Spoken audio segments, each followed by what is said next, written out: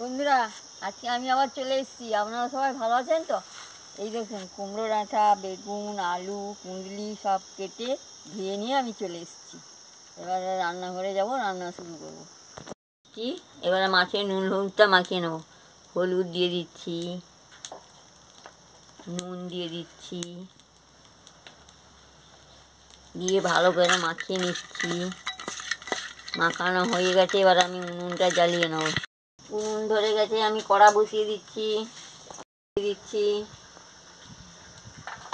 তেল গরম হয়ে গেছে, আমি মাছটা দিয়ে দিচ্ছি। মাছটা দিয়ে ভালো করে ভেজে নিচ্ছি।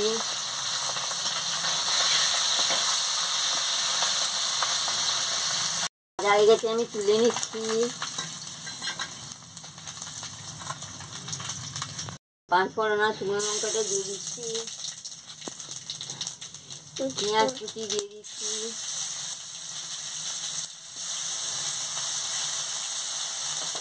দিয়ে ভালো করে ভেজে নিচ্ছি। ভাজা হয়ে গেছে, আমি সবজিগুলোকে দিয়ে দিচ্ছি। দিয়ে ভালো করে নাড়িয়ে নিচ্ছি। নুনটা দিয়ে দিচ্ছি,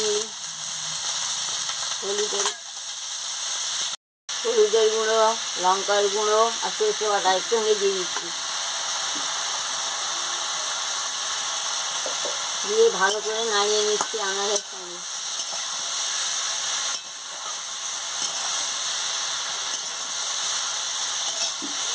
কষিয়ে নিয়েছি, এবার আমি পরিমাণ মতন জলটা দিয়ে দিচ্ছি। দিয়ে ভালো করে নাড়িয়ে নিচ্ছি। এবার আমি ঢাকাটা দিয়ে দিচ্ছি, সিদ্ধ হয়ে গেলে আমি ফিরে আসছি। এবার আমি ঢাকাটা খুলে নিচ্ছি।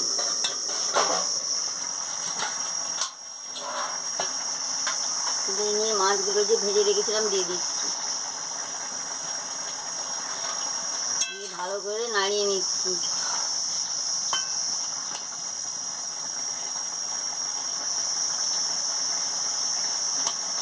আলু সিদ্ধ হয়ে গেছে, ডাঁটাগুলো সিদ্ধ হয়ে গেছে।